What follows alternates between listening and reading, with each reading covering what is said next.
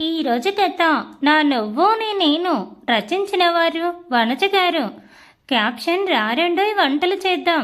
అత్తయ్య ఏదో first sweet లేదంటే చిన్న చిన్న వంటలు నేర్పిస్తుంది అనుకుంటే ఏకంగా నా గొంతులో ప్రాణం పోయేటట్టు వసు ఈరోజు పప్పన్నం రసం నేర్చుకో అని చెప్పింది. ఒక్కసారి మనం అంతకు మనమే తగిలించుకున్నాక అది విడిపోవడం అంత ఈజీ కాదు కాబట్టి అందులో ఇలాంటి అత్తే చేతుల్లో పడ్డాక వెనక్కి రావడం అసలు జరిగే పని కాదు కాబట్టి చచ్చినట్టు తల బొప్పక తప్పలేదు మనకు. ఫస్ట్ రైస్ కడిగి పెట్టు అని చెప్పింది అత్తయ్య. ఇప్పుడు నేను గనక రైస్ సర్ఫ్ ఎక్సెల్తో కడగాల లేక విమ్తో కడగాల అన్న క్వశ్చన్ వేశానంటే నన్ను మాత్రం మెడమిక్స్తో చేపలు తోమినట్టు తోమి వదిలిపెట్టనైనా వదిలిపెడుతుంది. కాబట్టి ఇలాంటివన్నీ మనం ఆల్రెడీ అడ్వర్టైజ్మెంట్లో చూసేసాం కాబట్టి శుభ్రంగా బియ్యాన్ని ట్యాప్ వాటర్తో 2 సార్లు కడిగి పక్కన పెట్టేశాను. నేనేమనుకున్నాను, ఇక ఇంతేనేమో, ఇది ఇలాగే తీసుకువెళ్ళి స్టవ్ మీద పెట్టగానే అన్నం అయిపోతుందేమో అని అనుకున్నా. కానీ నా పిచ్చి బుర్రకి ఏం తెలుసు, అన్నం ఉడకాలంటే వాటర్ ఉండాలి అని చెప్పి అతే చెప్పే వరకు నాకు కూడా తెలీదు. కాబట్టి సైలెంట్గా ఆవిడని చూస్తూ ఉన్నా. ఆవిడ కూడా నన్ను చూస్తూనే ఉంది. మేబీ కరెక్ట్ చేశానని పొగట్టానికేమో అనుకున్నాను. కాదు, 2 సెకండ్లు నేను అలాగే ఉంటే చెంపలు నిజంగానే వాయించేదేమో. వసు ఇప్పుడు అందులోకి వాటర్ పోయాని అంది. ఓహో అవునా, రైస్లోకి వాటర్ పోస్తారు కదా, వాటర్ యాడ్ చేశాను. ఎన్ని? జస్ట్ కొన్ని, ఎందుకంటే ఎన్ని వేయాలో నాకు అతే చెప్పలేదు కాబట్టి. వసు అలా కాదు, ఇలా అంటూ ఇందాక నేను రైస్ ఏ కప్పుతో అయితే తీసుకున్నానో ఆ కప్పు తీసుకొచ్చి నువ్వు దీంతో 1 కప్ రైస్ వేస్తే 2 కప్స్ వాటర్ పోయాలి అని చెప్పింది. అర్థమైంది.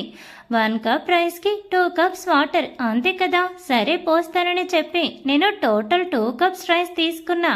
అంటే 1 కప్కి 2 కప్స్ వాటర్, మరి 2 కప్స్కి ఎన్ని వాటర్ వేయాలి అని ఆలోచిస్తూ ఆ కప్పుతోనే తల కూడా కొట్టుకున్నారు 2 సార్లు.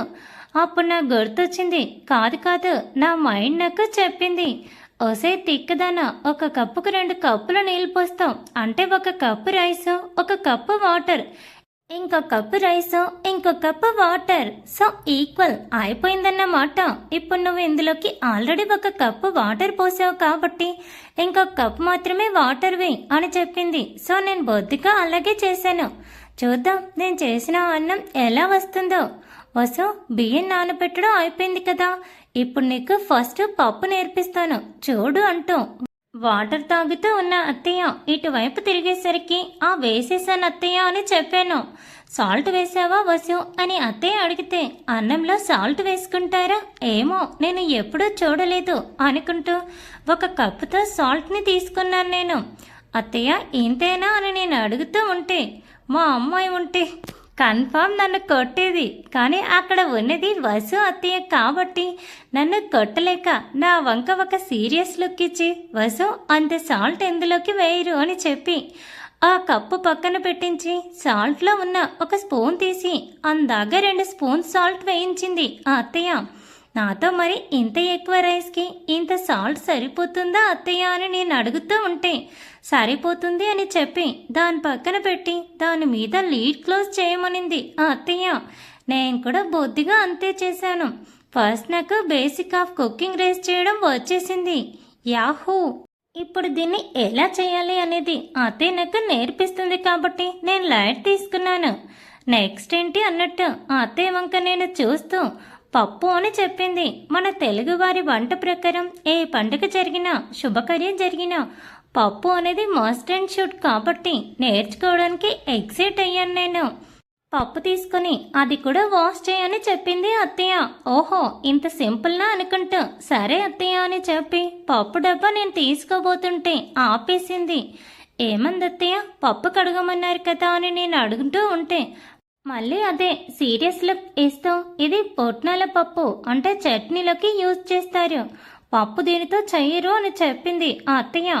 ఓ అవునా, మరి మా అమ్మ పప్పు చేసే టైంలో నేను అక్కడే ఉన్నానని వీటిని తింటూ కూడా ఉన్నా కదా అని అనుకుంటూ ఏమోలే వీళ్ళ ఇంట్లో ఈ పప్పుతోనే చేసుకుంటారేమో అనుకున్నా. అనుకున్నదని సైలెంట్గా ఉండొచ్చు కదా. అబ్బే అస్సలు కాదు. అందుకే అదే డౌట్ని అత్తయ్యకి భయంగా అడిగాను. ఆవిడ మాత్రం ఆన్సర్ ఇవ్వకుండా వరుసగా 4 రకాల పప్పు డబ్బాలు నా ముందు పెట్టింది. మామయ్యకి ఈ సీన్లో మాటలు కట్, అందుకే ఏం మాట్లాడకుండా మేం చేసేది చూస్తూ ఉన్నారు. ఏంటివి అత్తయ్య అని నేను అన్నట్టు చూస్తూ ఉంటే, ఇది పుట్నాల పప్పు, చట్నీలకి వాడుతారు. ఇది శనగపప్పు, ఏవైనా స్వీట్స్, బొబ్బట్లు, పాయసానికి వాడతారు. ఇది కందిపప్పు, పప్పు మాత్రమే చేస్తారు. ఇది వేరుశనగ పప్పు, ఇది కూరలు ప్లస్ స్వీట్స్ కూడా చేసుకుంటారు. ఇంకా లాస్ట్ పెసరపప్పు, ఇది పెసరట్టు, పెసరపప్పు, పెసర పాయసం కూడా చేసుకుంటారు. ఇంకొకటి కూడా ఉంది, ఉద్దిపప్పు, అదే మినపప్పు, గారెలు, సున్నుండలు, ఇంకా దోసపిండిలోకి వాడతారు అని నీట్గా నాకు ఎక్స్ప్లెయిన్ చేసింది అత్తయ్య. నేను అన్ని జాగ్రత్తగా గుర్తుపెట్టుకుని అనుసరించాను. ఇప్పుడు నాకు సగం వంట వచ్చేసిందన్న ఫీలింగ్. ఏడ్చావులే, తెలుసుకుంది గోరంత కూడా లేదు. గోటిలో నలకంత, దానికి ఇన్ని బిల్డప్లు ఎందుకు అని అంతరాత్మ ఘోషించేసరికి, సరేలే, అరగంటలో ఏమాత్రం నేర్చుకున్నామంటే 1 ఇయర్లో సూపర్ చెఫ్ పోటీలకి పాల్గొనొచ్చు అనుకుంటూ నాకు నేనే కాలర్ ఎగరేసుకున్నాను. ఇందాక చెప్పింది గుర్తున్న దాన్ని బట్టి కందిపప్పు చూసి కడిగి ఒక కప్పు పప్పు, ఇంకో కప్పు వాటర్, ఇంకో స్పూన్ సాల్ట్ వేసి అంతలో ఆపేసింది విమల అత్తయ్య. ఎందుకత్తయ్య ఆపేశారు? అన్నంలాగే ఇందులో కూడా చేసేదాన్ని కదా అని నేను అంటూ ఉంటే, పప్పులో ఉప్పు అప్పుడే వేయకూడదు వసు, ఉప్పు వేస్తే పప్పు సరిగ్గా ఉడకదు, దాన్ని చివరిలో వేయాలి అని అత్తయ్య చెప్తుంటే, లాస్ట్లో వేస్తే ఉప్పు ఎప్పుడు ఉడుకుతుంది అత్తయ్య అని అడిగాను. నేను కొత్త పాయింట్లు ఆగుతున్నాను. అత్తయ్య నా నుదుటి మీద మొట్టి, సాల్ట్ ఉడకడం ఏంటే, అది జస్ట్ జరిగితే చాలు, కూరకి పట్టేస్తుంది అని చెప్పి నాతో ఆనియన్స్ కట్ చేయించారు. టమోటాలు కూడా పప్పు వేసి ఉన్న కుక్కర్లో టమోటాలు, ఆనియన్స్, కరివేపాకు, కొత్తిమీర, ఎండుమిర్చి, జీలకర్ర, మెంతులు, పసుపు అన్నీ కూడా వేయించి కుక్కర్ మూతలో ఎలా పెట్టాలో క్లియర్గా చెప్పి అన్నం, పప్పు రెండింటి కింద మంట పెట్టారు. ఓఫ్, ఇంత పని ఉందా అనుకుంటూ నా డ్రెస్ చున్నీతో చెమట తుడుచుకొని ఫ్రిడ్జ్లో ఉన్న జ్యూస్ అత్తయ్యకి మామయ్యకి ఇచ్చి నేను తాగేలోపు అన్నంని అబ్జర్వ్ చేస్తున్న అత్తయ్య వసు అని పిలిచింది. అన్నం చాలా టేస్టీగా వచ్చింది, అందుకే పిలిచారేమో అనుకుంటూ, ఏంటత్తయ్య అని నేను అంటే, బియ్యంలో వాటర్ ఎన్ని పోసావు అని అడిగింది. మీరు చెప్పినన్నే పోసానత్తయ్య అని చెప్పాను. 1 కప్పు రైస్కి 1 కప్పు వాటర్ అని చెప్పారు, అదే కదా నేను చేసింది అన్నాను. రైస్ ఎన్ని తీసుకున్నావు అని అడిగింది అత్తయ్య. 2 కప్స్ అని చెప్పాను. అంతే, తీసుకోమనింది కూడా అత్తయ్యనే కాబట్టి. వసు, నిజంగా ఇంతవరకు నువ్వు వంట రూమ్లోకి వెళ్ళలేదా అని అత్తయ్య అడగటంతో సడన్గా మామయ్య నన్ను అత్తయ్యని బయటికి లాగేశారు. ఏమైందండి అని అత్తయ్య అడిగేలోపే పెద్ద సౌండ్ కిచెన్లో నుండి వచ్చి పప్పు మొత్తం ఎటు పడితే అటు వెళ్ళిపోయి కుక్కర్ హాఫ్కి విరిగి హాల్లోకి వచ్చి పడింది. ఇలాంటి ఆనిముత్యాల కాడల్లో ఎవరైనా ఉన్నారా friends? Thanks for watching. Please subscribe my channel for more videos.